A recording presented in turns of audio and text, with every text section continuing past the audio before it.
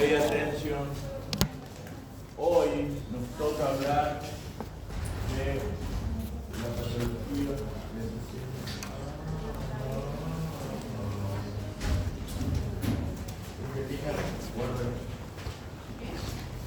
Pensé que era la tabla. Bien, entonces, hoy tenemos que hablar de patología del sistema urinario, porque vino y otra niña. Bueno, cuando decimos sistema urinario, ¿cómo está comprendido el aparato urinario? A ver, ahí.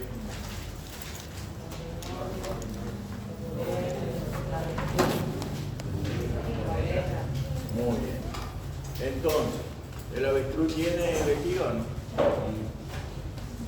No. No. Bien, Iñaki. Iñaki dice que no. Bueno, entonces, riñones, uréteres, ¿está enojada? Eso no. Bueno. Vejiga, Chaki. No, Chaki no. Chiqui, no es Chaki. Chiqui, allá está Chaki. Bueno, entonces, riñones, uréteres, vejiga y uretra. Bueno, ahí vemos un riñón típico que está lobulado, que es un lóbulo. Para que puse estas dos fotos, para que sepamos que hay de todos los modelos. Por ejemplo, los riñones del bovino tienen bien los lóbulos y otros son lisos por fuera. El perro y el bovino, ahí están los dos modelos. Avanzada la maquinita. Esa antigua foto nos muestra que se divide en corteza y médula. Vamos a hacer un breve repaso anatómico y histológico y a su vez que la unidad anatómica y funcional del riñón se llama glomérulo. Muy bien, nefrona. ¿Dónde se encuentra la parte vascular de esa nefrona? ¿La corteza o la médula? La parte que forma el glomérulo. Muy bien, señorita. ¿Dónde se encuentra la corteza o en la médula del riñón? Corteza. No hay adivinanza. ¿En la corteza o en la médula? Corteza. En la corteza. Uy. Muy pasar? bien. Y la parte tubaria que lleva el orino, el filtrado glomerular por ahora, se dirige hacia la médula. Junto también con vasos sanguíneos que intervienen en el intercambio a nivel medular. ¿Vea así o estoy equivocado? Casi más o menos. Bueno, bien, vamos a seguir. Acá tenemos a la izquierda de la fotografía, digamos, un dibujito de lo que estaba diciéndoles recién. Y a la derecha, el glomérulo propiamente dicho, con la cápsula de Goldman, vasos Goldman y distintas partes de los tubos. ¿Qué misterio ven en el tubo?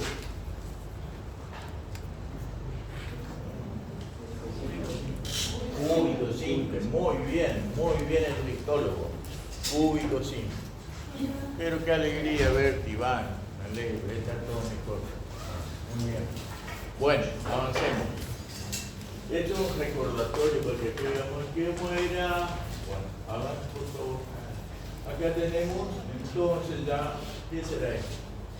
Una microfotografía electrónica donde vemos el glomérulo y a la derecha el glomérulo, y viene una microfotografía con más aumento para ver los podocitos, y a su vez dicen que hay otra cosa que se llama pedicelo. ¿Para qué servirá todo eso? Para el intercambio, la absorción o la excreción. Bueno, avancemos. Volvemos a lo que dijimos hoy, el glomérulo. Ahí el glomérulo tiene próximo a la mácula densa, el polo vascular, células del mesangio, y los glomérulos son capilares. ¿Cómo son esos capilares? ¿Fenestrados o no fenestrados?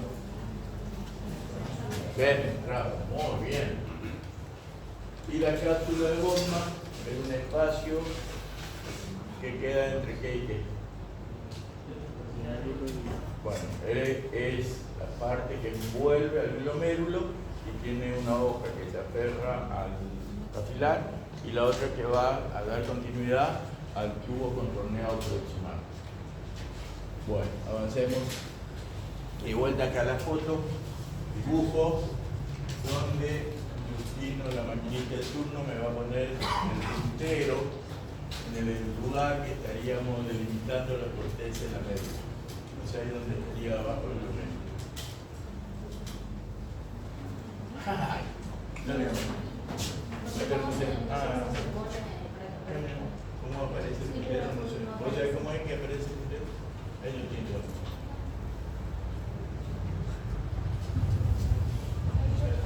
Bueno, les voy a mostrar cómo es. Entonces, voy a ir a el glomérulo abajo, abajito, así, un poquito más, ahí, más o menos ahí. Bueno, ustedes ven, lo que les quiero mostrar es que el glomérulo está más en la corteza que en la médula. Y además vemos, ustedes van mirando ahí, que hay un montón de vasos que envuelven a los túbulos contorneados y al asa de Henle. ¿Por qué? Porque a veces nos limitamos solo al glomérulo que se produce un ultrafiltrado, pero hay que hacer una absorción y una excreción. Entonces ahí hay un espacio intersticial, ahí muy bien Evelyn, donde hay vasos sanguíneos que permiten ese intercambio hacia los tubos y de los tubos hacia el espacio intersticial. ¿Entienden lo que estoy hablando o hablo de algunos tienen que agregar algo? Por favor, háganlo. Hoy una niña que en anatomía 2, yo estaba diciendo al bebé y me dijo, profe, pero vamos a hablar de vuelta. Empezamos a hablar de vuelta y está diciendo mal. Pero ahí uno se acelera y puede salir poco. Avanza por favor. Bueno, otra vez dibujitos. ¿Ven? Donde acá está el glomérulo, los tubos, y acá nos acordamos que hay asas de Henle cortas y largas. ¿Se acuerdan de eso? Bueno. Y ahí está el tubo colector. Fíjense cómo está todo envolviendo la red vascular y arterial, microred arterial y vascular, a la asa de Henle y parte del tubo, y cómo teníamos las arterias arcuatas que estaban en relación al arco que hacía la corteza hacia la médula y demás. Bien, avancemos. Y acá Belín nos va a mostrar dónde están los glomérulos, para los que no son buenos histólogos. Ahí muy bien Belín. Ese son los glomérulos y hay tubos contorneados distales, unos están más cortados hacia al revés y otros están más a lo largo. Pero son esos. Bueno, muy bien. Ahí está la irrigación del riñón, tesa, médula, arterias interlobulares, arciformes, arcuatas. Bueno, todo eso forma parte de la irrigación. Brevemente, avanzamos. De vuelta el glomérulo. Sí, basta, ya aquí. Bueno, ahí está. Y esa es la nefrona, de vuelta. Con ese poquito, ese quiero te tengo. Bueno, entonces, esto es muy importante. Puedo asegurar que cuando nosotros estudiábamos histología y anatomía, nadie se detenía a hablar de eso. Una agarran en fisiología, nos encontrábamos con ¿qué habla esto? ¿Qué habla? ¿Qué no habla? Y menos. Eso es fundamental para entender de la fisiología, también la patología, cómo funciona y cómo no funciona la riñón. La irrigación en relación a los tubos. ¿Estamos? Bueno, avanzar nomás. Bueno, ahora sí nos vamos a zambullir en la patología general y sistemática. Vamos a comenzar con la anomalía congénita. ¿Quién alguna vez va al matadero a comprar riñones? ¿Fueron? ¿Usted fue al matadero? No, ¿Cómo? a la carnicería no. A la carnicería. ¿Y cómo te traen el riñón? Con las telitas. Con la tela. ¿Y usted qué opina de eso? Deme una opinión aquí. No, nosotros lo sabemos acá porque le deja sabor amargo. ¿Pero para usted está bien que le vendan el riñón con la tela ya puesta ahí o Sí. hay que abrir la tela? ¿Cómo? Hay que abrirla, profe, pero está bien que te la vendan porque es una protección que tiene. Bueno, y usted se clava con un riñón poliquístico, por ejemplo. Bueno, bromatológicamente, en quinto año van a aprender que la entrega del riñón, por ejemplo, entre otras vísceras, debe estar denudado de la tela. ¿Por qué? Porque ahora vamos a hablar de una patología, la anomalía congénita, que son los quistes del riñón. Entonces, si está con un quiste el riñón, nosotros nos vamos a llevar a la casa una porquería, no algo que podamos comer y que nos va a enfermar. Algunos que son muy burros dicen, no, sí, agüita nomás. Bueno, usted la agüita de hablamos, estamos, pero no es agüita nomás.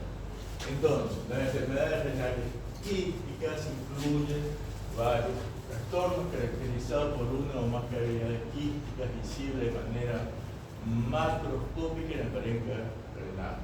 Los quistes pueden originarse durante la organogénesis, bueno, ahora si son eso, suelen estar asociados con criterios clásicos. Yo digo en buena hora, porque también hay quistes de origen parasitario, y ahí es el problema.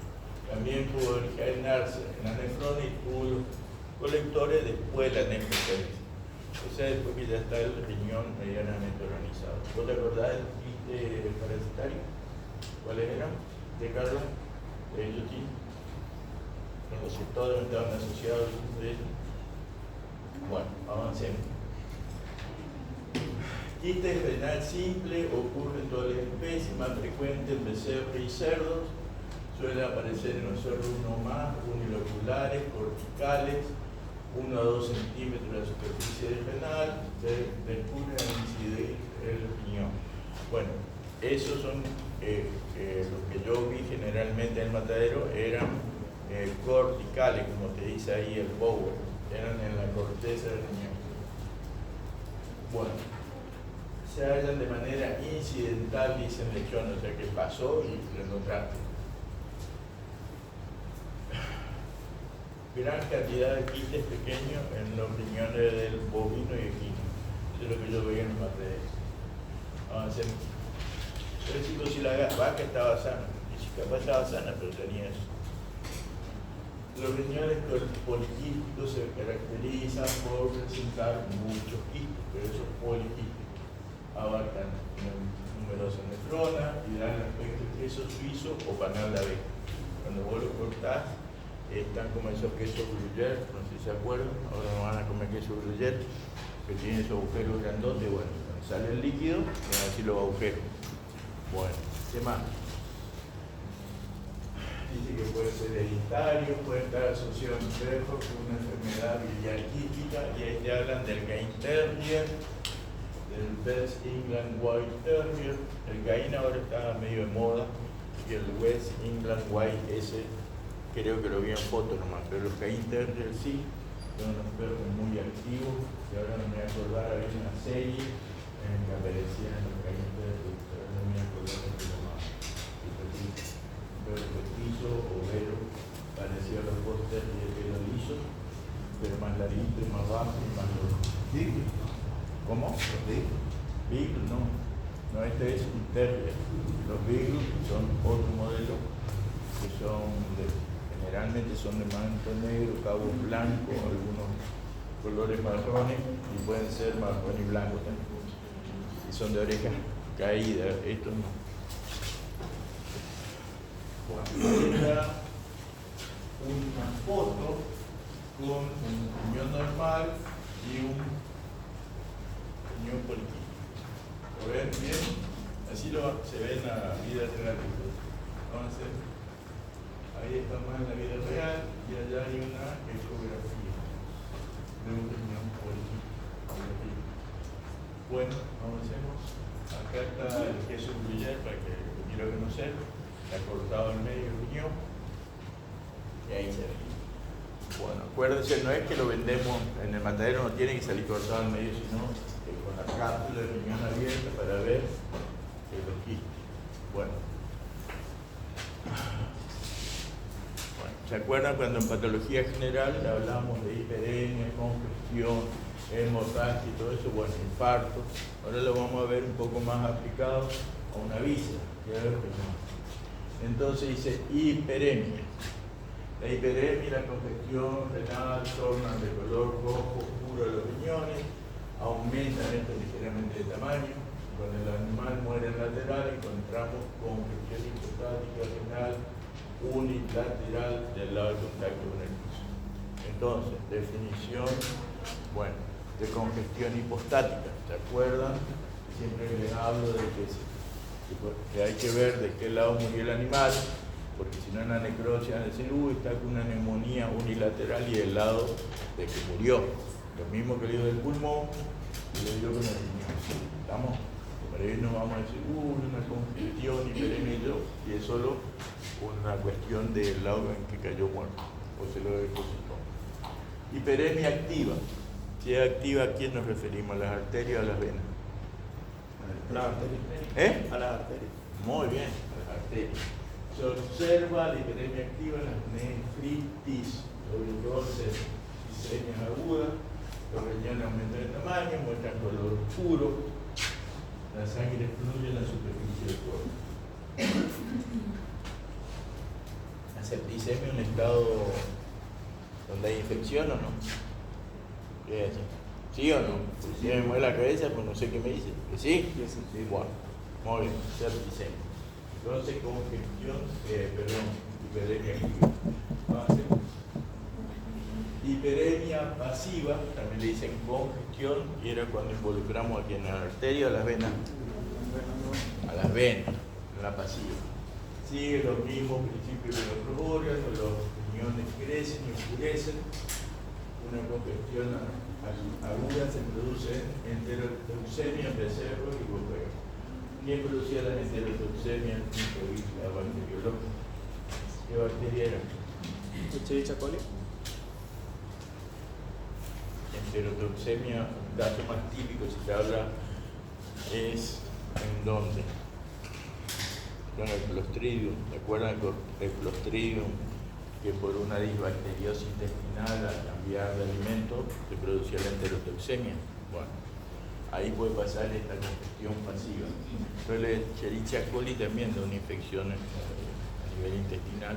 No sé si será para tanto como esto, pero en la enterotoxemia, cuando se produce esa disbacteriosis, le echamos la culpa al Clostridium. La congestión hipostática renal, bueno, claro, lo mismo, se ve en animales que mueren y en el decúbito lateral que le tocó caer, se ve. Avancemos.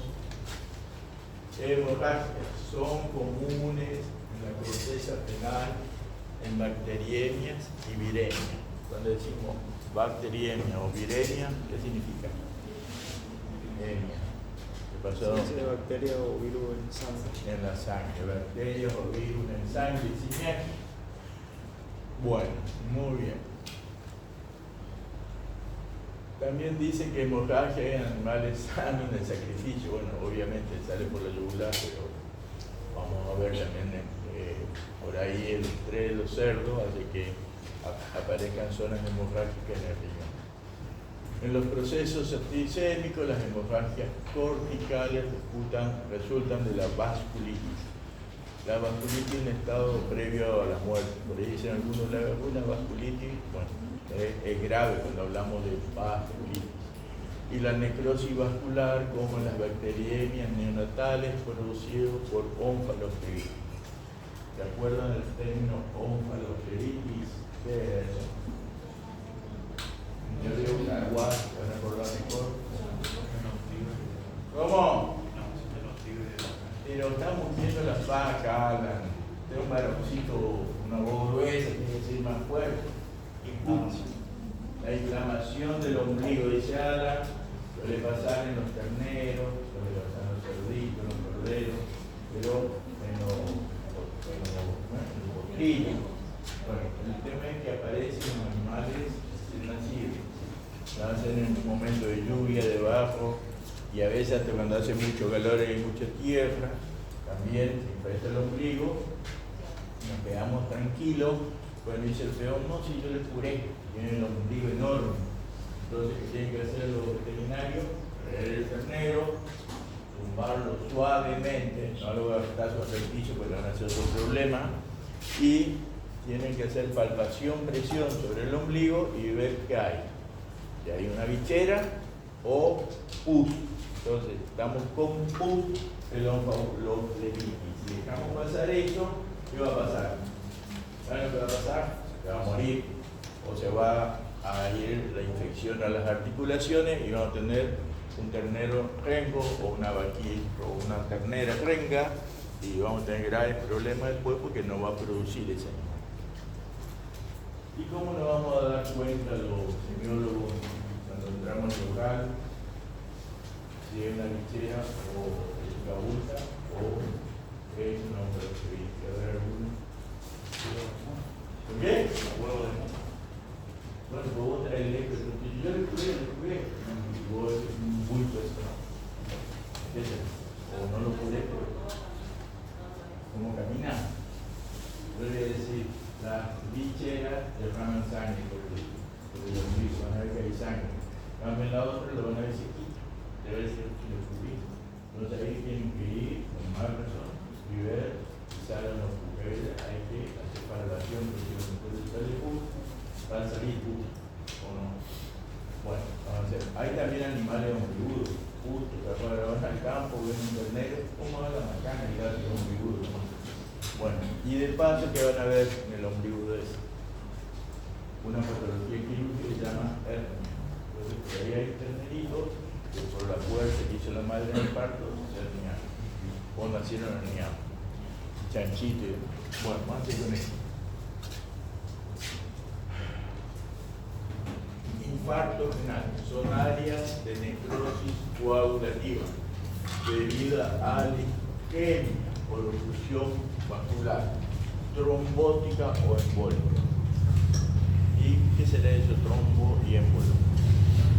¿Cómo era eso, Ana?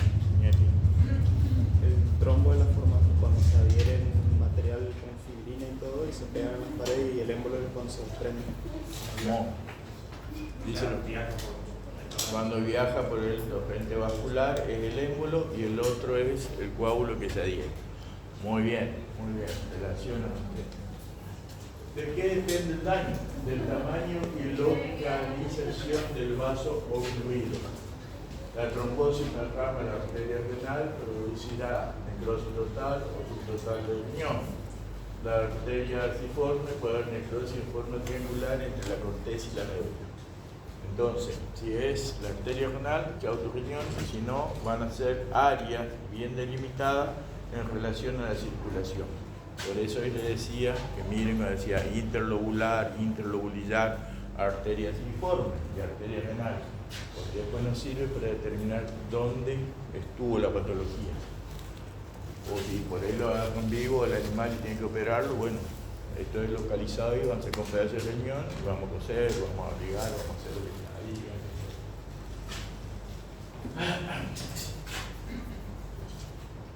tiene una arteria interlobular cortical, lesiona la corteza. Si la hacen en la médula, ya es más caro.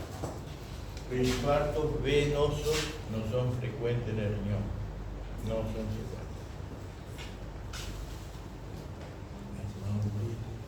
La facilidad y frecuencia de presentación de infartos renales será una estructura vascular de tipo arterial terminal y al gran volumen de sangre que recibe. Entonces es más fácil que sea en las arterias por el tipo de circulación en las venas. Avancemos, porque ustedes saben que hay una arteriola aferente, una eferente, entonces por el tipo de circulación que tenemos es más fácil que sea arterial y no venoso, porque ahí ya queda ocluido el lego. Los infartos renales pueden ser cojo o pálido, depende del tiempo de la oclusión y si es una arteria o vena. Después una arteria y una zona triangular de infarto y la circulación terminal del riñón, con vértice hacia la arteria ciforme y la base en la cápsula. Sin embargo, este aspecto puede verse infartos grandes o que concluyen y la zona de infarto se aumenta el tamaño, presenta cianosis, congestión por la sangre que fluye los vasos laterales y hemorragia. Por lo que el color del infarto al inicio es rojo, después de los 3 días se torna pálido grisáceo debido a la lisis de eritrocitos, a la degradación de la hemoglobina. Hemos rodeado de hiperemia, hemorragia, la línea macular blanca por infiltración de leucocitos. La zona necrótica es reemplazada de manera progresiva por tejido fibroso, por lo que el infarto cicatrizado permanecerá de color blanco grisáceo con depresión en la corteza y de forma triangular. Entonces, primero es rojo, después se va volviendo un color pálido hasta que eso se fibrosa, así es que el animal sigue vivo. Entonces, es una forma de determinar que es un infarto crónico. pero puede que se muera con las zonas rojas bien manifiestas y vamos a ver el infarto, y que vamos a ver también la línea triangular. La estructura triangular si es muy localizada. Avancemos. Bueno, son comunes en los gatos, son resultantes de émbolos, puede ser también por una trombosis de la aurícula izquierda, que va a dar lugar a que también se vaya a ver involucrado el riñón. Ahí habla la erisipela del cerdo. La erisipela era una enfermedad, si no me equivoco, bacteriana, erisipelotis rugiopatris. Bueno, andaba en una época con la erisipelotis averiguando fila de los cerdos, ¿no era? No. Bueno, había ni que averiguar. Bueno, puede haber en poliartritis, arteriosclerosis, fiebre catarral maligna, colapso vascular y en el shock, infarto renal. Ahí habla que en los equinos puede haber infarto renal en relación al Strongylosis vulgaris. El Strongylosis vulgaris es un nematode. ¿Saben lo que es un nematode? ¿Cómo es la estructura de un nematode? ¿Alguien se acuerda? Escolex y prológico. ¿Cómo? Escolex y prológico. No, ellos son los vectores. Los nematodes. Gusanos segmentados. ¿Cómo? Gusanos no segmentados. Segmentado. No segmentados. No segmentado, de sección circular realmente, y hay diferenciación sexual entre macho y hembra. O sea, los nematodos generalmente el macho es más pequeño, las hembras son más grandes. Así todos los estrongílos son muy pequeños, pueden medir 1,5 centímetros, 2, no más. Y lo vamos a encontrar en la materia fecal de un equino muy parasitado, tanto como adultos como los huevos. Los huevos son más bien grandes. Y bueno, y eso hacen émbolos que ocluyen las arterias renales y también pueden aparecer ahí entonces infartos renales. Van a ver que los caballos cuando tienen estrongilosis andan rémolo, entonces no fue un esfuerzo articular, fue esto, fue el otro, y te andan arrastrando la pata. Como no tienen irrigación suficiente y tienen tener dolor, te andan con eso. Entonces hay que empezar a investigar, porque después eso te agarra un cólico. El cólico van a aprender el año que viene, que es el dolor visceral, agudo, y se te murió el caballo revolcándose. ¿Así es, Evelyn? ¿Así? ¿Seguro? No. Yo lo digo muy vulgarmente, van a tener que hablar mejor en patología médica. Los émbolos sépticos relacionados con endocarditis valvular producen infarto, el inicio endocárdico y después se traducen en absceso.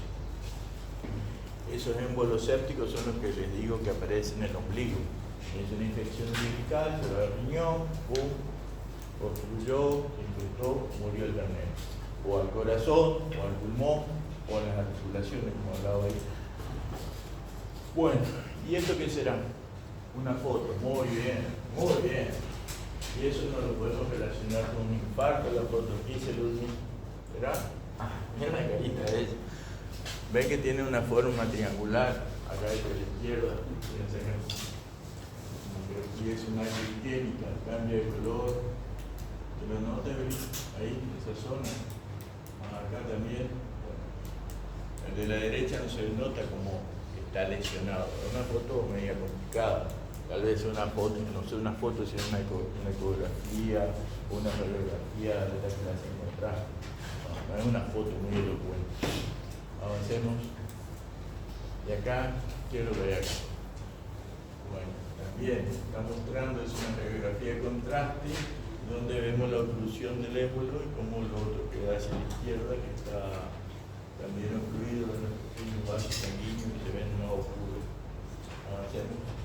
Bueno, ahí no se nota, esta es una radiografía de contraste, no se nota el riñón izquierdo, o sea, el riñón que está del lado izquierdo. ¿Por qué? Porque no hay circulación. Avanzar. En el derecho también estamos en lo mismo. Avanzar en luz. Bueno, ahí hay otras imágenes, más de lo mismo. Y acá hay otras imágenes donde se observa lo que estaba muerto y lo que está vivo. Vamos a ver. Bueno.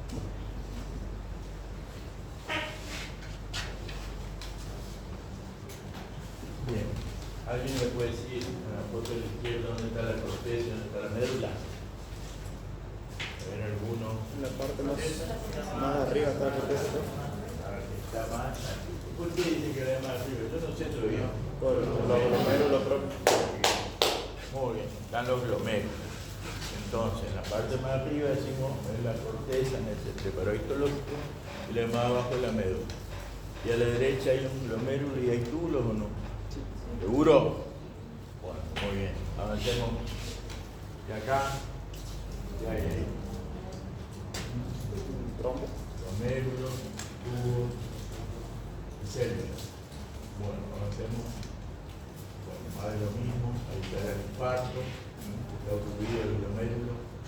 Objetivo, no se delimita la cápsula de Bowman. Hay sangre dentro de los tubos. Bueno, todos esos son problemas patológicos. Nefrocalcinosis, dice. Nefroriñón, calcinosis, calcio. ¿Qué es eso? Brevemente, depósito de calcio en el parénquima renal.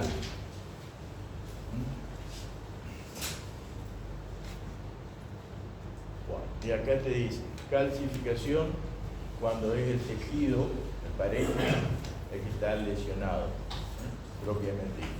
Y litiasis cuando encontramos las piedras, hablando mal, o sea, los cálculos propiamente dichos.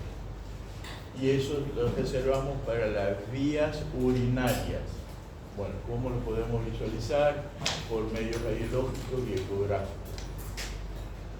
Esas imágenes, por ahí vienen los gatitos que están orinando sangre. Vamos, y para confirmarlo es al cliente que, ¿y qué más le hacemos? No puede ser, bueno, vaya una ecografía. Bueno, nos encontramos con una hermosa piedrita, o cálculo, perdón, o con arenita. Entonces nos va a decir la ecografista, se ve un reflejo de calcio o de algún material. Sí, señorita. Yo una vez había leído que los gatos tienen más problemas renales porque tienen también un menor recuento de nefronas. ¿Un menor? O sea, tienen menos cantidad de nefronas que las otras especies. Bueno, yo te voy a contar lo que a mí me pasa en la clínica diaria ahora con los gatos. En los gatos machos tenemos más problemas que en las gatas porque los castramos muy chiquitos.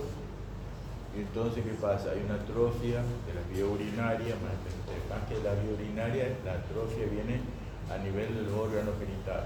Sabemos que los gatos, como los perros, tienen un huesito por donde tienen relación con la uretra. Entonces, cuando eso se atrofia, se achica también la uretra por relación anatómica. Y entonces, esto puede ser por lo que voy a decir. El asunto es que empiezan a concentrar más la orina, cálculos. Y esos cálculos después vienen y se obstruye la uretra. Y más en los machos que en las hembras. Creo que la obstrucción es por el tema del huesito. En cambio en la hembra, como la uretra es más cortita y no hay hueso, es menos factible que suceda. No digo que no sucede, también pasa.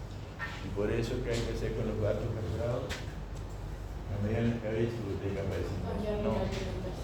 Hay que darles alimento para gatos castrados, no el urinario como hace la mayoría de la gente, porque eso es cuando ya el gato está enfermo. Usted tiene que leer en la bolsa, que hay que estudiar nutrición, si tiene, ¿cómo se llama?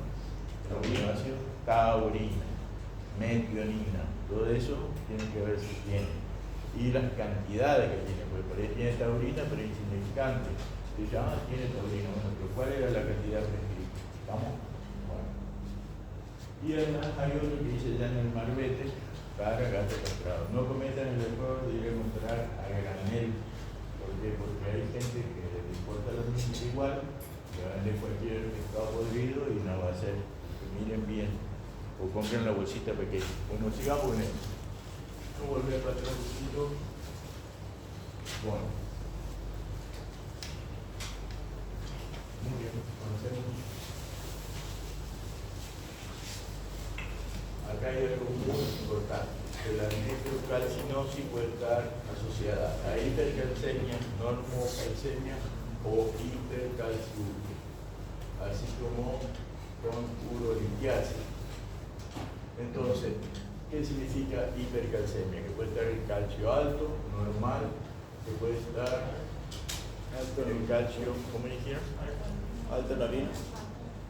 Y alta en la orina, hipercalciuria. Desde el mundo saca la orina por entrar. Y también la urolitiasis, que ya sabemos que son los cálculos en la orina. Bueno, estas nefrocalcinosis puede ser asintomática, ser una hallazgo incidental en un estudio radiológico. Hacen una radiografía del abdomen por otra causa, mira una piedra en el riñón, y vos orinaba y andaba todo perfecto. Pero generalmente en los animales la estamos viendo porque forman parte de una patología. Ahí habla de una cosa que se llama una calcificación metastásica, ¿se acuerdan? Y alguna calcificación distrófica, ¿se acuerdan cuando estudiamos la patología general? Entonces, había calcificaciones que estaban asociadas con procesos infecciosos. Y así teníamos que se producían depósitos de calcio en las articulaciones o en los riñones en distintos lugares. Y había también algunas que eran por procesos metabólicos, comían plantas que producían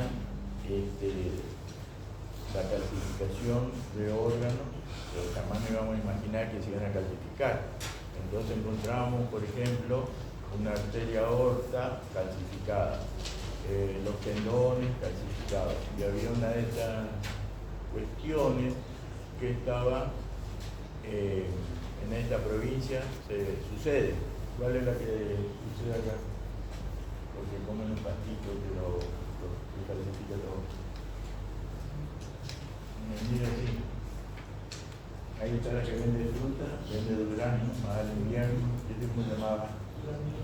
Duraznillo blanco.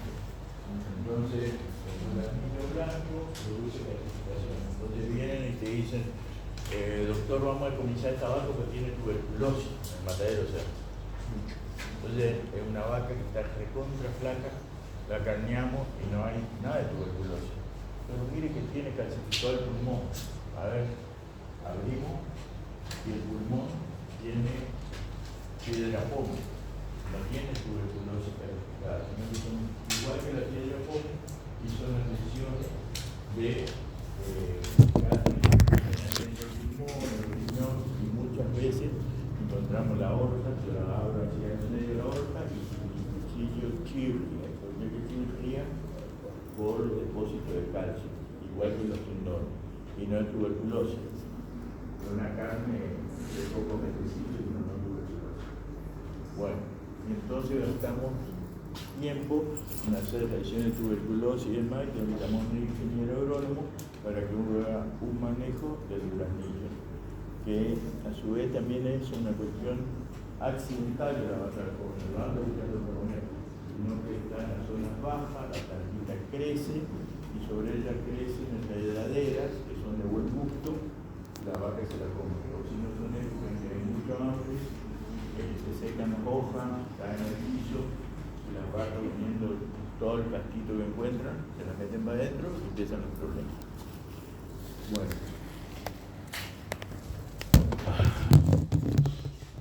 Bien, ahí habla que el estado de hipercalcemia, ¿por qué se produce la calcificación? Porque van hacia lugares donde hay acidez y ahí se produce la calcificación de estos lugares. Bueno, avancemos. Y ahí te muestro una fotito donde están los focos de calcificación. Avancemos. De vuelta un poco de calcificación, avancemos, otro más. Bueno. Necrosis tubular aguda o nefrosis o nefrosis. Es un trastorno en que la degeneración tubular es el proceso primario y fundamental. La nefrosis, un término impreciso, se aplica a enfermedades renales no inflamatorias, sobre todo degeneración tubular. En la actualidad el término necrosis tubular aguda al parecer es una expresión más adecuada para los cambios que se suscitan en estos procesos. ¿Cuál es la principal causa de necrosis? Son la isquemia y las sustancias nefrotóxicas.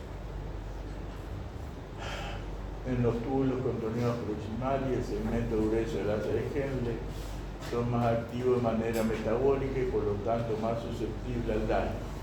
Las células epiteliales tubulares sujetas a isquemia o nefrotóxicos sufren degeneración, seguida de necrosis, desprendimiento de las células. Los animales con necrosis tubular grave manifiestan insuficiencia renal aguda, uremia con oliguria y anuria. Esos son los síntomas de la insuficiencia renal aguda. ¿Por qué se aclara que es un trastorno inflamatorio no infeccioso? Porque todos estamos esperando que tenga una lesión renal no le digo tubular, que es conductual del riñón, sino de la pieza llamada riñón, y estamos esperando infección, que tenga una temperatura de 40 grados. No, la insuficiencia renal el año que viene van a estudiar y se producen daños entonces a nivel de los túbulos, no funcionan como tendrían que funcionar, quedan marcas aparece todo eso que dice ahí: oliguria, uremia, anuria, uremia, la urea alta, oliguria por orina o directamente en la orina. ¿Por qué? Porque no funcionan los túbulos para el intercambio, no hay suficiente filtrado y se murió. A ver, hacemos macroscópicamente el aspecto en la necrosis difícil de reconocer, los riñones están hinchados, la superficie capsular, lisa, pálida, translúcida.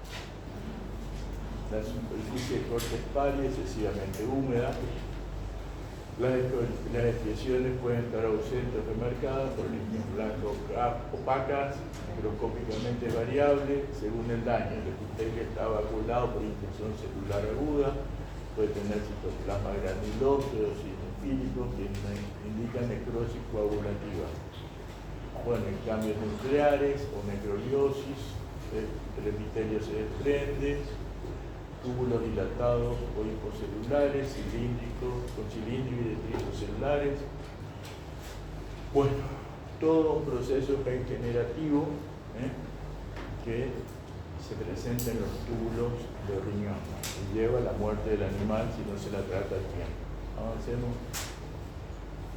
El año que viene van a ver todo esto de la insuficiencia renal aguda que es tratable, capaz no lo vamos a curar, pero a los animales que detectamos esto tenemos que hacerle un tratamiento más que nada alimenticio y ir viendo la evolución para ir haciendo algo. Si van a aprender bien la patología médica.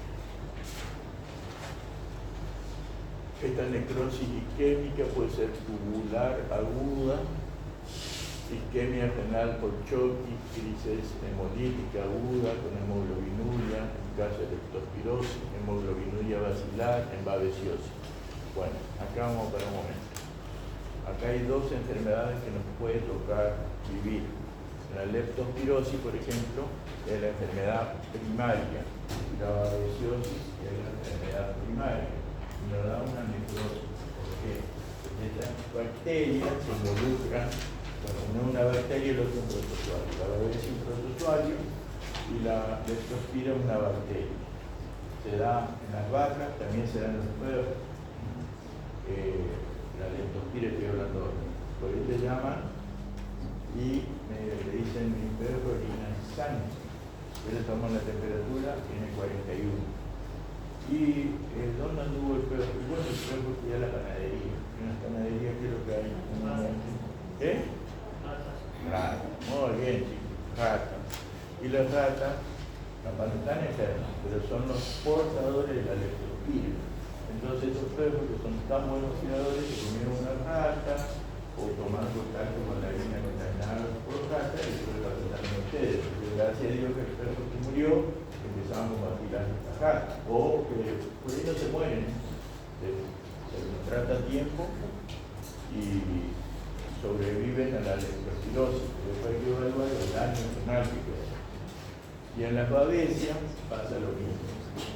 Bueno, y me dirán: las vacas que comen harina hablan con las vacas. No, Las vacas generalmente ocurren de enfermedades y se manifiestan por aborto. Y son vacas que viven en zonas bajas, generalmente, no digo que no hay problema de eso en vacas del sur, pero en vacas que tienen mucha relación con la humedad puede aparecer la leprosidad.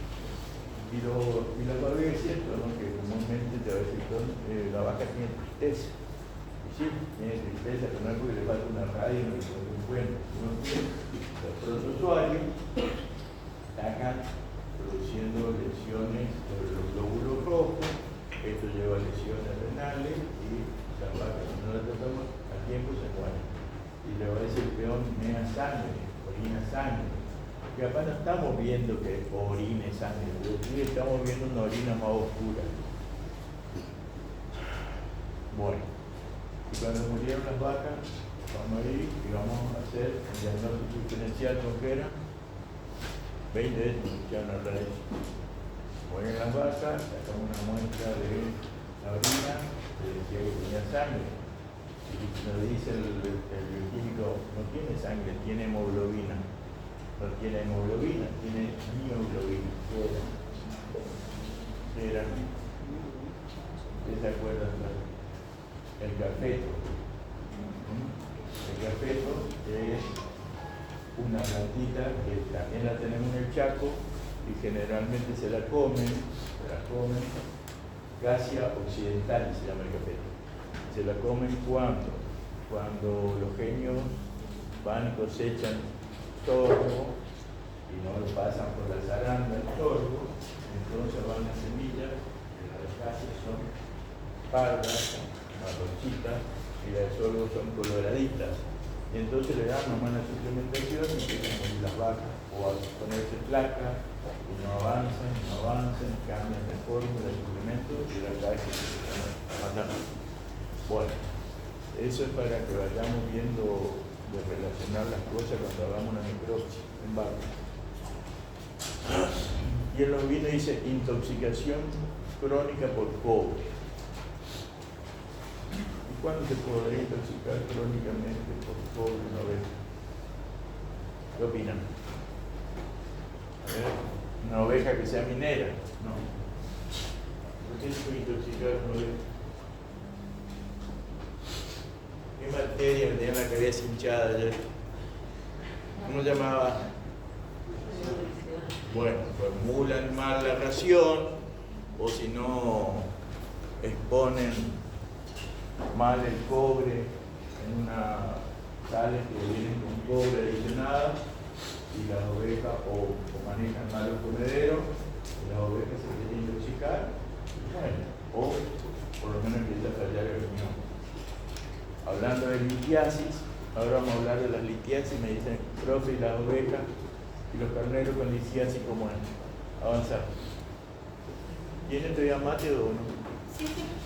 Mirá que me está escuchando la gente.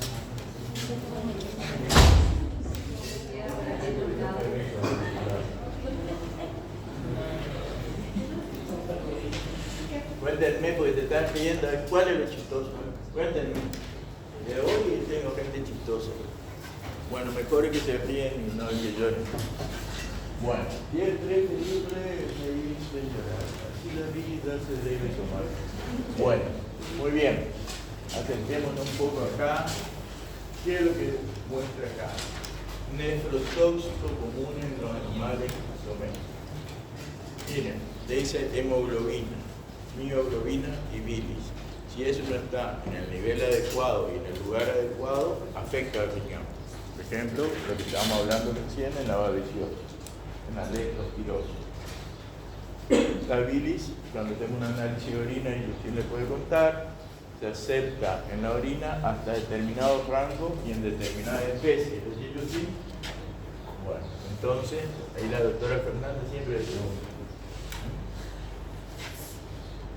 Bueno, entonces sepan que es nefrotóxico, porque van a llegar el año que viene, cuarto año, la doctora Taylor lo va a decir, la bilis en la orina está bien, van a decir los chicos, hasta cierto rango. Bueno, y la mioglobina y la hemoglobina está bien, te dice en el análisis que está saliendo hemoglobina, algo hay que no falta. Bueno, después, ¿qué dice allá? Esos son los endógenos. Exógenos, metales pesados, mercurio, plomo, arsénico, cadmio, difuto, talio. ¿Podrá haber problemas de arsénico en esta provincia del Chaco? ¿Qué opinan?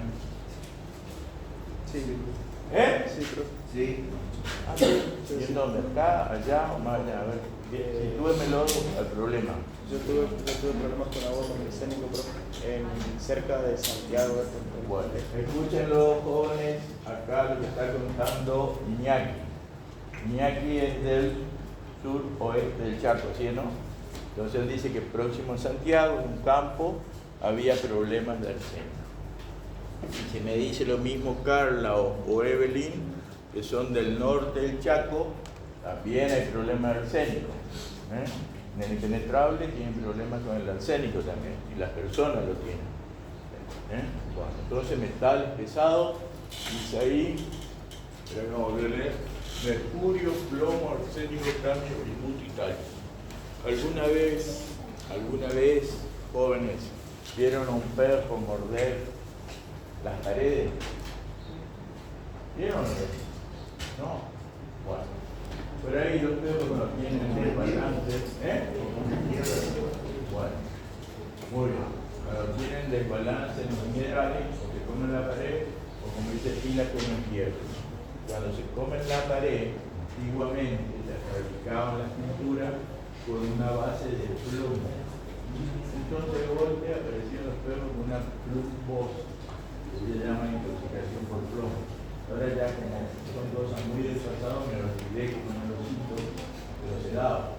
Venían los perros, con lesiones renales, drenaban sangre, etc. Y era que te decía por fin el dueño, usted sabe que el perro anda comiendo las paredes, eureka, era eso. Bueno, muy bien. Entonces, pues minerales pesados, metales pesados, antibacterianos y antimicóticos. Y ahí te dice que los aminoglucósidos como la neomicina te produce daño renal. El exceso, la mala administración, te va a producir daño renal. También la streptomicina, son aminoglucósidos. ¿Son esos los aminoglucósidos o no? Yo hace mucho estudié fármaco. ¿Qué dice usted, Molina? La vitamina, la clinamicina. Muy bien, Pila. La canamicina, todo eso son aminoglucósidos y te pueden producir daño renal. ¿Ves? ¿Entendés que Carla es para que me lubrique la garganta y no para que me calle, que me la dé? Gracias, Carla. Siga dándome. Bueno, también te dice, ahí está, mira, amicacina, estreptomicina, sulfonamida, tetracicina, tetraciclina, polimicina, cefalexina. Pero eso, por algo, el doctor, ¿cómo se llama el doctor? El de fármaco ahora. Nico, le da las dosis, entonces prénganse las dosis y las concentraciones a que viene cada droga. Bueno. Monensina sódica. ¿Qué será la monensina? ¿Es un aditivo o un concentrado? ¿Cómo? Aditivo. ¿Y para qué le damos monensina a las vacas? ¿Para qué? ¿Para qué le damos monensina a las vacas? Alan. A los parásitos. Sí, está bien lo que dice Alan. Si tienen coccidio, en boca ahí bien, pum. Pero también era para evitar el empaste. Cuando ahora pregúntenle, doctora Valeria, la monensina sirve también para el empaste. La vez que le va a explicar cómo rompe las cadenas hidrocarbonadas y no se produce tanto gas en el rumen, sirve también. Pero ¿qué pasa? Los muchachos, dicen que los muchachos son los peores, o algún genio que trae de año de campo, y dicen, vamos a dar también lo que le damos a las vacas que están gorditas, le damos al caballo, y ahí hace el caballo ¡bum! Porque la monensina pasa en la barrera hematoencefálica y los mata. Entonces tengan cuidado también con eso. Después dice plantas nefrotóxicas, amaranthus. Es el amaranto de hay una planta acá en el Chaco de Jardín que se llama amaranto. No me digan cómo es porque yo de planta no entiendo, pero intoxica. Quercus, encinos o robles. terminales, árbol, madera amarilla, isotropis, ya, eso ya, lantano. Ese lantano también hay, es una planta de jardín. El amaranto y el lantano sé que hay. Si alguno va a la veterinaria y le saca una foto, tengo todas las plantitas nefrotóxicas ahí en un cartel que hay en la veterinaria. Prueban, le sacan una foto. Después están los oxalatos, plantas que requieren oxalatos. Yo de esta me acuerdo que, por ejemplo, a las tortugas no hay que darle tomate por el oxalato. Si alguno le da tomate, tengan cuidado, que le hace mal. Las tortugas tienen otro tipo de riñón. Y ahí te dan una serie de plantas que no sé cuáles son. Después están las micotoxinas. Las micotoxinas, ¿y dónde las encontramos las micotoxinas? ¿Ya hablaron de eso como leño? ¿No? Micotoxinas, los granos de maíz. En los granos de maíz de sorgo, en la época en que los cosechamos, está lloviznando o están muy húmedos y no los almacenamos como corresponde, o sea, secándolos previamente, generan micotoxinas. Entonces, en el ápice del grano, ahí donde va insertado a la panoja o al marlo, se juntan hongos. Y esos hongos generan micotoxinas y se mueren los animales. Esas micotoxinas se pueden detectar fácilmente y tienen una luz ultravioleta, que se llama el carmillete. Entonces ponen todo oscuro, ponen los granos sobre una bandeja que tenga fondo oscuro también y pasan la luz. Y si ven que brillan los ápices o donde está el almidón del maíz, brillan un color verde o azul, ya saben que es micotoxina. Bueno, vamos a hacer. Primero tienen que investigar todo esto. Bueno,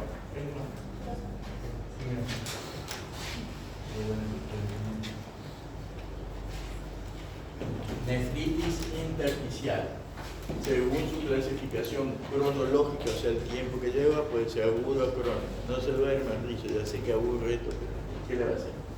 Según su distribución puede ser focal o multifocal y según la respuesta celular subpoblativa, linfoplasmocítica o granulomatosa.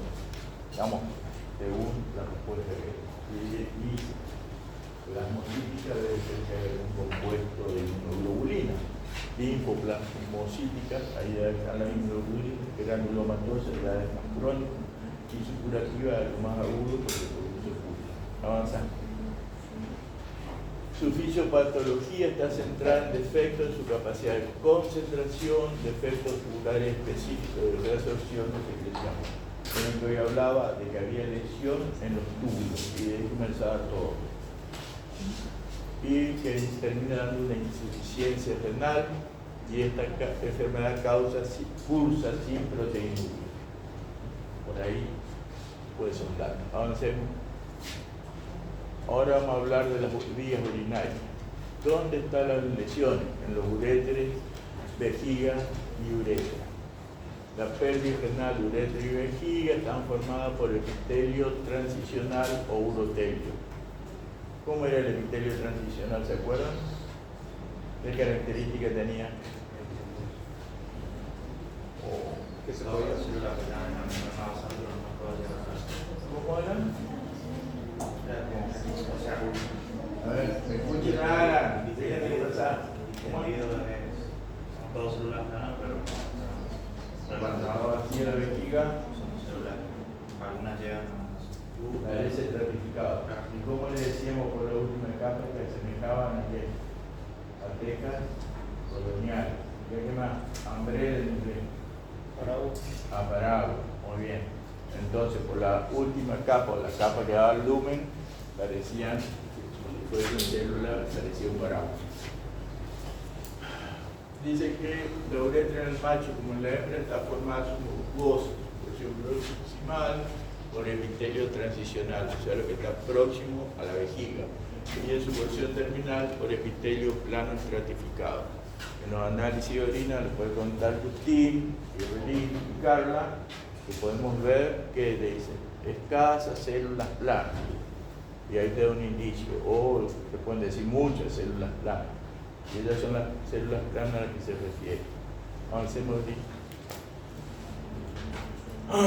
Bueno, la mayoría de las patologías del aparato urinario bajo está relacionada con obstrucciones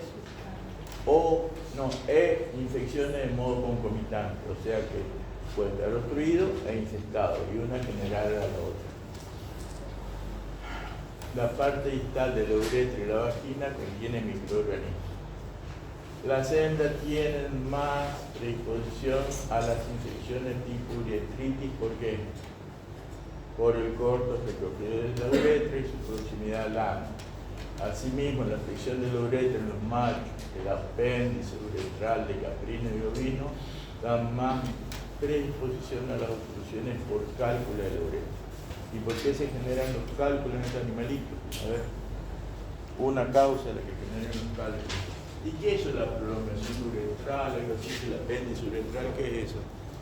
El proceso uretral, Proceso uretral. ¿Y qué es eso? ¿Qué es eso? La parte anatómica, en el caso de los cabritos y la oveja que utiliza para... La oveja o los carneros. Carneros. Ajá. Que utiliza para fecundar la hembra. Muy bien.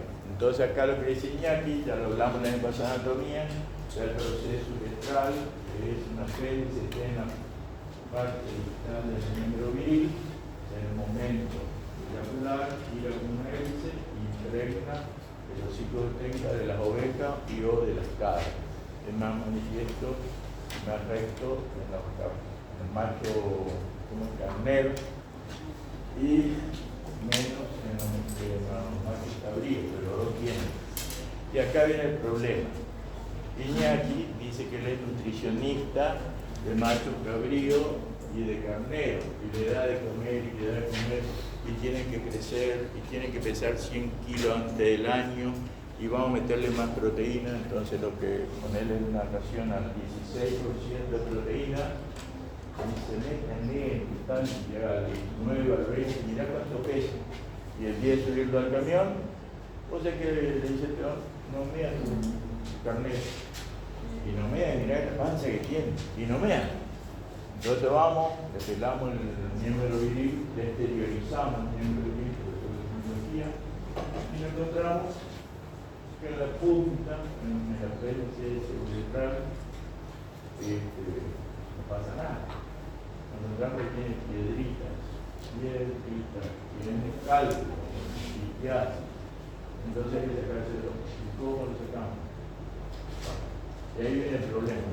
Entonces el carnero deprimido porque está intoxicando, a su vez tiene intoxicación endógena por la urea alta y todos los desechos metabólicos que se imaginen, y hay que sacarle la piedra. ¿Y eso es por qué? Porque no hicimos bien la ración, excedimos la proteína. Y también esto pasa en los novillos. En los terneros hay mucha gente que al ternero lo tapa al nacer y otros lo tapan al veinte. Son cuestiones de modalidades de manejo en los campos. Eso que los tapan muy chiquitos, ¿qué va a pasar? Lo mismo que pasó con los gatitos. Entonces, tu aparato genital se va a atrofiar y se va a atrofiar mucho también que la uretra. ¿Y cómo es la uretra de un toro? Es una cosa así, derecho nomás. ¿Qué? ¿Qué es eso? La S pequeñana, península sigmoidea. Entonces, y además es una cuestión estrecha, finita, delgada. Si lo capamos se vuelve más delgada. Entonces, más finita, menos luz. ¿Y qué pasa con los novillos? Lo largamos a un alfalfar y vemos que lo manejamos y lo estudiamos, que no se reviente con gas y todo perfecto, pero tiene alto contenido de proteína. Y ese alto contenido de proteína, en un proceso metabólico, empiezan a formar cálculos. Entonces viene, hay uno que lo mea y me dio un olor orine y hay dos o tres que andan así. Entonces lo tenemos para la mano, empezamos a pensar, tomamos la temperatura, fuera de la temperatura y notamos algo debajo del ano y no sabemos qué es algo, le picó la víbora enseguida y no, es que está atorándose en la arcadia isquiática, que es cálculo por delante de la arcadia isquiática, que tenemos una bolsita ahí, que es la uretra que está por conectar con el todo. Si reventó y no se murió, buena hora porque empieza a evacuar orina, entonces no hay que abrir y dejar orina. porque esa carne así, un olor insoportable, intoxicado, uno tiene que orinar, curarse la herida y hasta la orina y engorda. Bueno, les cuento cuestiones de manejo que pasan, para que ustedes no digan, ¿para qué este tipo jode con los cálculos, que chilurece? No, bueno, ahí tienen. Y para hablar con la Valeria también, si quiere orinar, gato, Santa Sea, bueno, buena hora.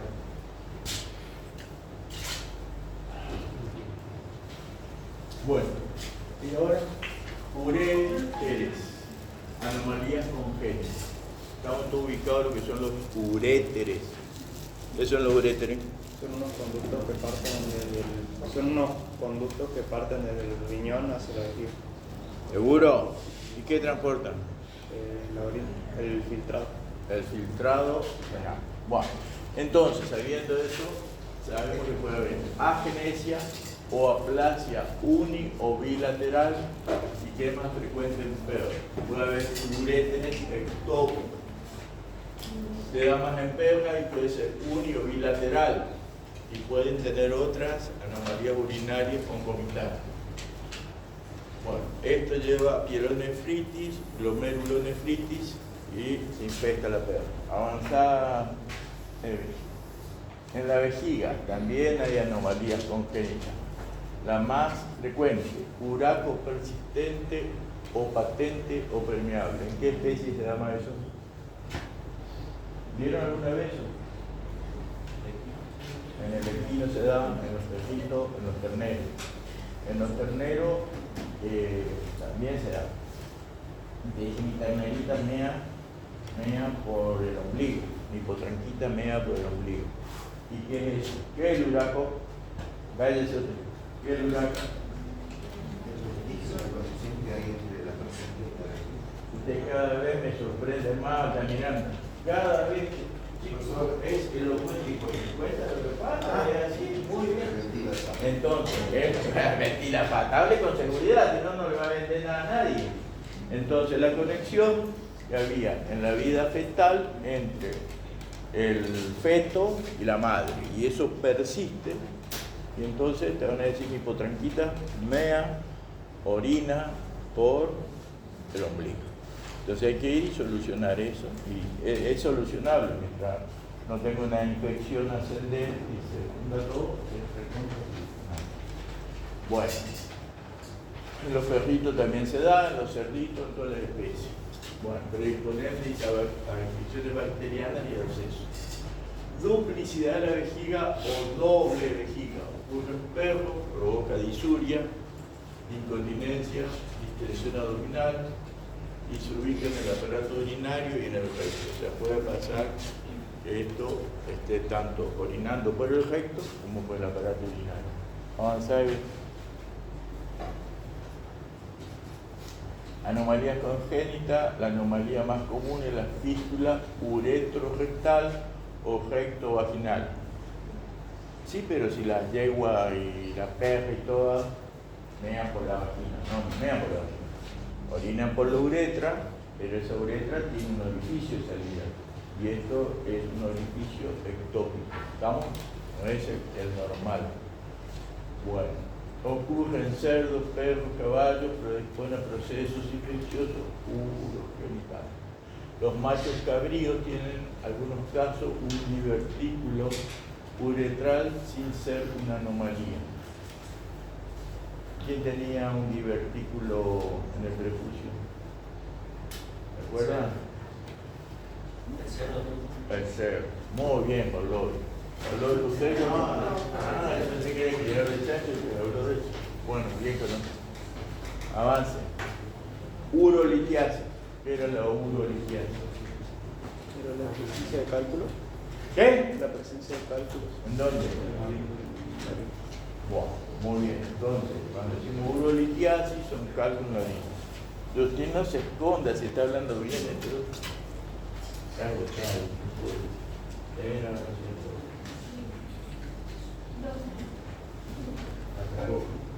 entonces, es la presencia de cálculos o urolitos en el aparato urinario.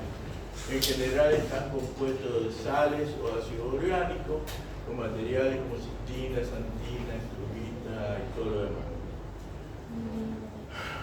¿A qué se debe la formación de cálculo? La precipitación de sales en la orina con una matriz orgánica, proteína. ¿De qué le dije recién que el carnero estaba teniendo mucho? Comía muchas proteínas. Tuvieron la mano el cálculo al becerro, al ternero, más al ternero, que no vamos a terminar diciendo ¿cómo le dice? Capibara.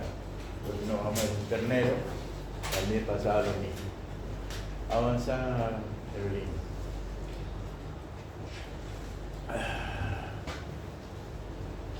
Como hay varias teorías para el inicio de los futbolistas. El pH de la orina es importante la formación del cálculo, ya que algunas sales precipitan más fácilmente a pH ácido, por ejemplo, oxalato, otro pH alcalino, electrolito y carbonato.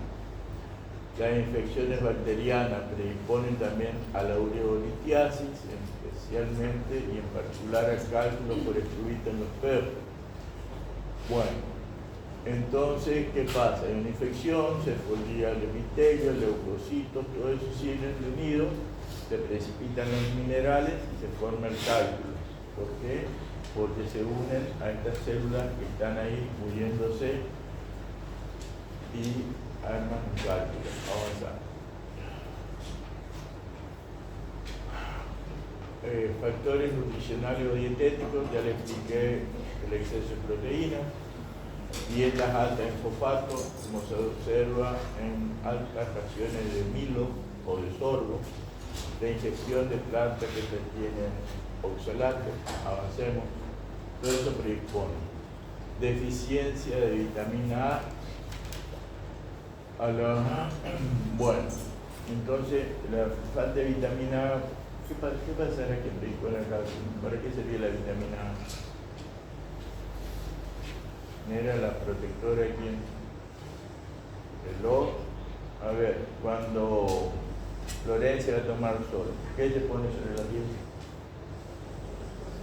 Protector solar. ¿Y qué suelen tener los protectores solares, además del protector propiamente dicho? Muy bien, Altamiranda. Muy bien, ¿cómo sabes? Entonces, puede haber una deficiencia de vitamina A. No están bien los epitelios por donde circula de la uretra, se infecta, vienen sales, los glóbulos blancos, células que se están muriendo, forman cálculo. Avancemos. La deshidratación, cuando el consumo de agua es limitado, ya que permite una sobresaturación de minerales en la orina concentrada. ¿Quién no tuvo una uretritis porque no tomó suficiente agua? Yo un día fui a dar a la clínica, no un día, 4 días seguidos. ¿Por qué? Me voy a un campo a hacer tacto acá, terminaba de hacer tacto, mes de noviembre, el Día de los Muertos, y yo estaba hecho, no sé, ellos me han echado un balde de agua, y viene el genio del dueño del campo y me dice, Catito, te voy a dar algo, toma. Bueno, dale, 3 cubitos sabor uva. Yo sé que a Mugna le gusta, pero yo cuando vi eso de color violeta dije, no, yo tome Mugna nomás, yo no voy a tomar. Y fui, tomé agua del bebedero de las vacas, ¿cómo va a pasar? El otro se enojó, bueno, mejor. Me voy a un campo en Santa Fe al otro día, y allá también 50.000 grados de calor, hacen asado, y le echaban sal que no podía hacer. Y el tarado del dueño del campo no me dejaba tomar agua, porque él era médico, un amiguito mío de la secundaria. No gato, porque en el agua hay amebas. Y eso es el lavado de los techos, claro, él estaba criado en España, en Santa Fe, todo agua corriente. Bueno, no pude tomar agua y a la noche entré a sacudir vino y asado salado. Se recontra concentró todas las sales y al otro día, un calorazo, no podía hacer. Empecé a orinar y me ardía, que se al médico. Internado 4 días, ¿por qué? Por deshidratación. Yo estaba bien, pero mis arenas se movieron todas, peor que gato castrado. Bueno, muy bien, entonces la deshidratación de forma cálculo. Bueno, muy bien, sigamos. Muy bien, sigamos. Todas estas son teorías que pueden leer, está muy interesante. Vamos. Avancemos, después terminamos. Bueno, se explica cómo se forman los distintos cálculos y hay muchísimas teorías. Esas son una de las tantas. Avancemos. Señorita, ya está. Ahí para en la foto.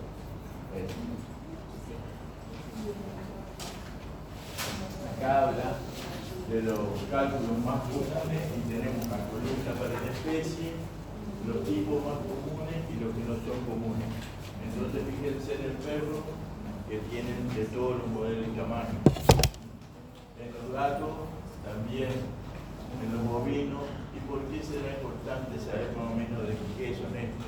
Es claro el modo en que lo vamos a tratar. Y hay algunos cálculos que se generan en pH ácido y otros en pH básico.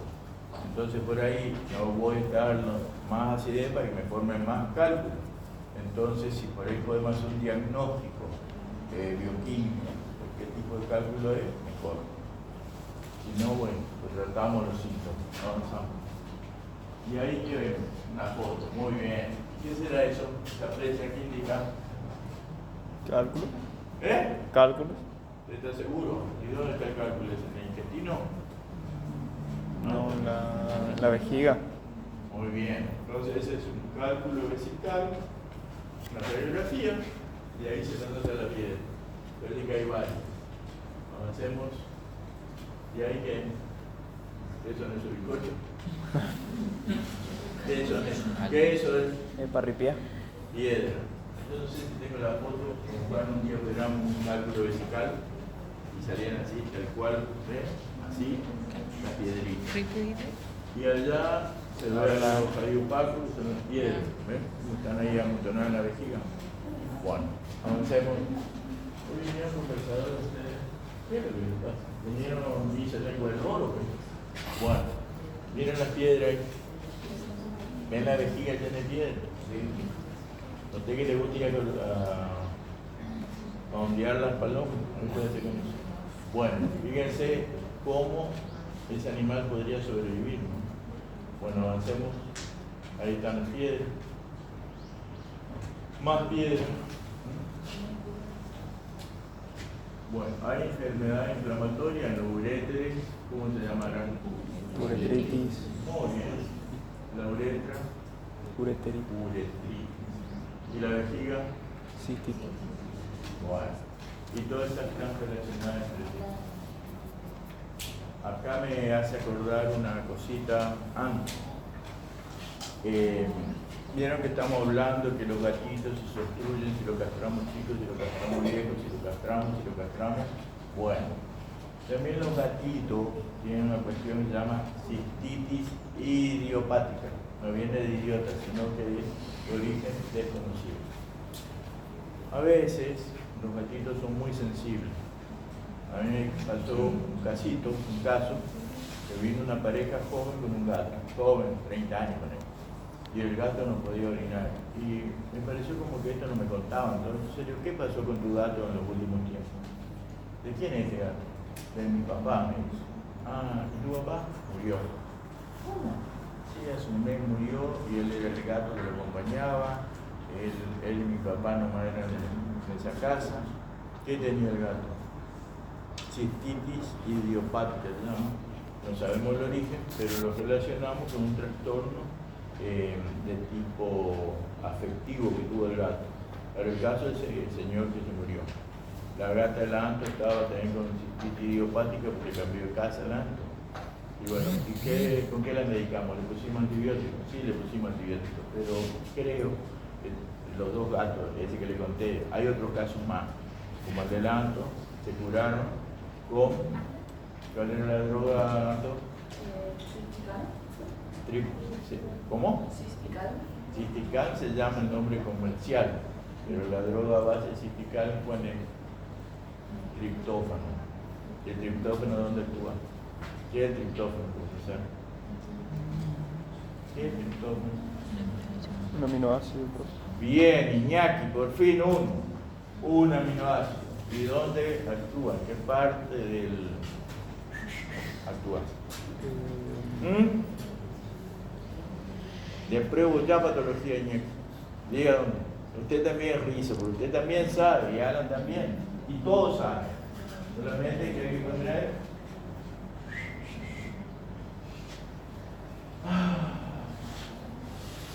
Dígale, Evelyn. Yo, sí, es Evelyn. Usted, Carla. Usted no lo tiene, porque usted sabe, pero no le voy a explicar. Son aminoácidos que actúan en la conducción de quién? Del impulso nervioso. Entonces parece que la deficiencia, tienen deficiencia en eso, no hay una buena conducción y los gatitos empiezan a tener problemas que le generan cálculo. No sé bien la etiopatogenia, pero cuando le damos triptófano, mejoran ostensiblemente. Entonces está la uretritis y la cistitis idiopática. Bueno, eso es lo mismo de hoy. Hace ¿Cómo se lo? tipo como la vejiga neurogénica, hace. Yo no soy médico humano, así que no sé lo que será. O sea, es como, o sea, la vejiga no tiene la suficiente impulso nervioso Para funcionar, para expulsar la orina. Bueno, La contracción, movimiento muscular. no se contrae normalmente. Sí, hay animales también que, por ejemplo, vamos, ya que hay lo que habla pila de algo neurogénico. Hay perras que las castran. Que bien, la castramos, no va a tener más bebé, bla, bla. A los 3 meses viene el dueño a retar. Mi perra no para de orinarse encima. ¿Cómo se orina encima? Entonces empezamos a hacer análisis de los años. Hay chaquis que ella anda en las castraciones, ¿sabe qué pasa eso? Hay perras que se las castran y se orinan encima. Y es una cuestión no esperada de una castración, aunque es posible. Nadie va a castrar para que se orine la perra encima. Pero hay en algunos determinados animales que no sabemos por qué sucede eso. Y se complica. Y hay un producto, ahora no me acuerdo cómo se llama, específico para eso. ¿Cómo se llama la específica, verdad?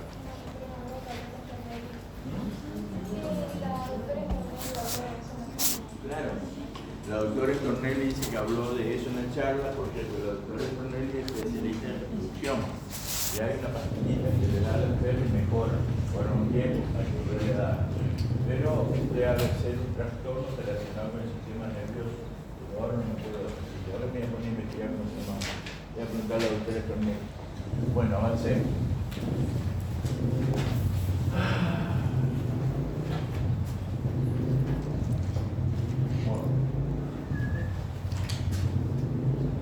Ahí le habla de la inmunidad que tiene la vejiga, porque constantemente está evacuando el orín, porque hay flora bacteriana que la protege, inmunoglobulinas y demás. O sea, las líneas de defensa.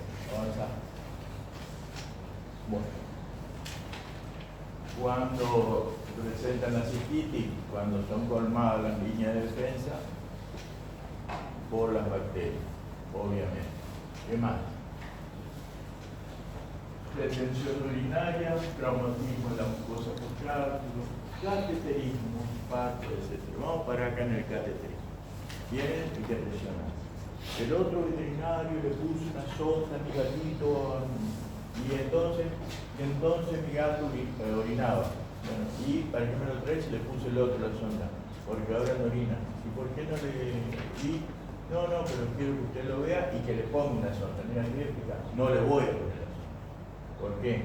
Porque si me va a dar duda, ese gato con la sonda que le cosió y que se la dejó 5 días, anulamos el mecanismo de defensa normal, porque si siquiera hay que hacerle evacuar orina, pero hay que controlar. Capaz que la pediatría tienen ahí un ambiente estéril, cerrado, capaz lo ponen al chico en una terapia intensiva o por lo menos le cuidan que no se infeste.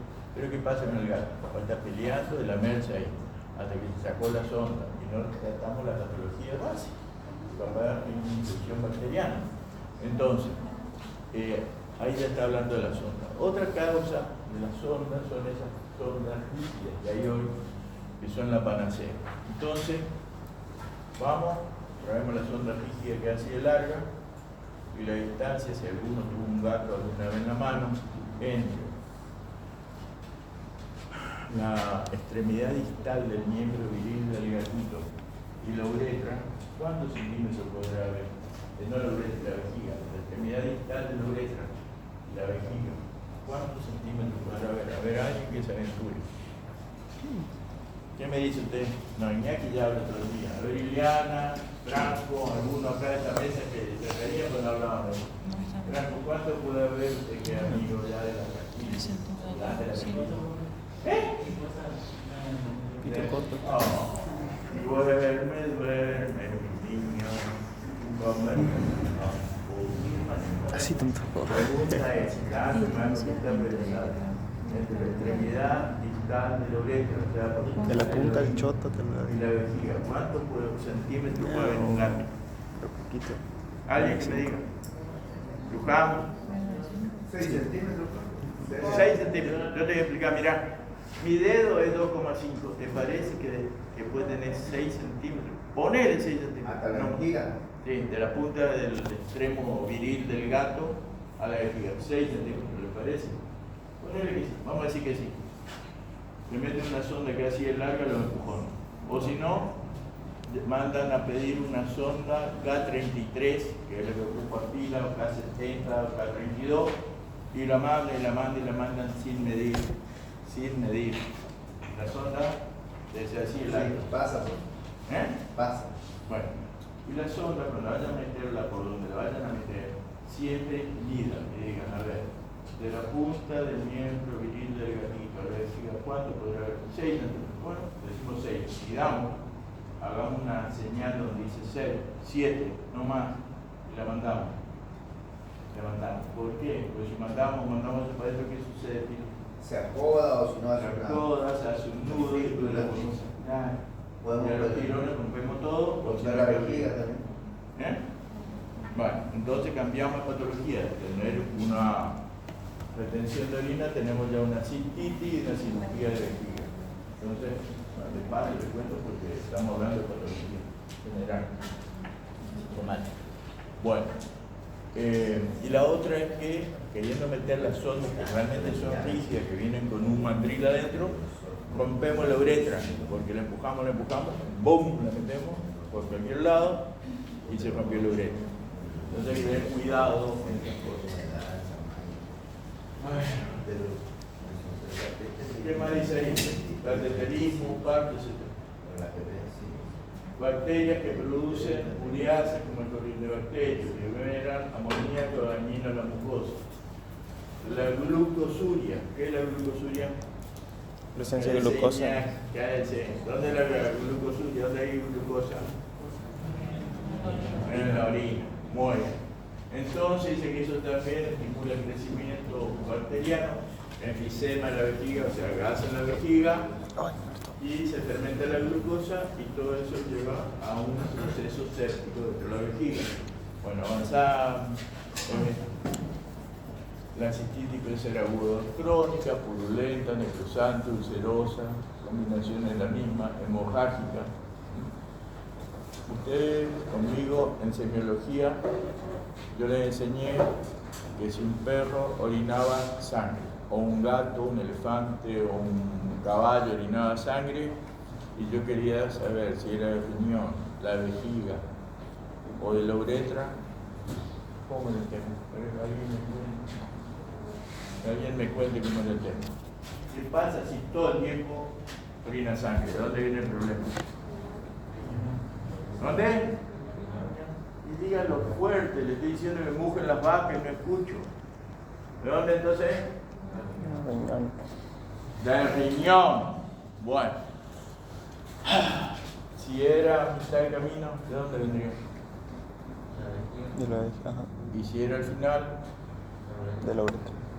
o era si era al principio y después ya no había más, ¿de dónde podía ser? O era al final, ¿cómo era? Al principio de la uretra. Muy bien. Entonces tenemos que estudiar bien esos temas para decir dónde está la patología. Entonces hay que relacionar esto con la semiología. Bueno. La forma crónica es que se puede dar una infiltración de hipoplasmocitaria, fibrosis en la lámina propia, todo lo que produce una inflamación crónica. Bueno. Formas proliferativas, cistitis proliferativas, todo eso puede pasar. Bien, muy bien, avancemos.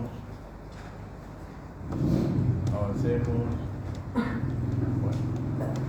Hematuria enzótica es un síndrome en bovinos adultos caracterizado por hematuria persistente, etc. Eso ya hoy hablamos de la babesiosis cuando mean sangre, orinan sangre, se decía el peón o que orinan oscuro. Avancemos. Y los caballos también se da que orinen sangre y ahí empieza el problema. ¿Por qué? Porque puede ser un protozoario también lo que esté ocasionando eso, que son las babesias. Bueno, avancemos, todo eso está escrito y tenemos tumores de distintos orígenes. Así que hay tumores que son crónicos, hay otros que no crónicos, que son cancerosos, otros que no son tan cancerosos. Bueno, avanzar. Muy bien, avancemos. Tumores de origen epitelial, papiloma, adenoma, carcinoma. Avancemos.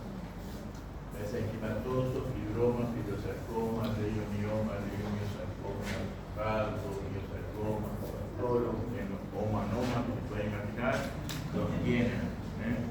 Entonces, se dice raudo o sarcoma, acuérdense de las fibras musculares, hemangioma, sobre el corazón. Avancemos. Sí, bueno. El power se los va a pasar Justino ahora. En esta última parte está todo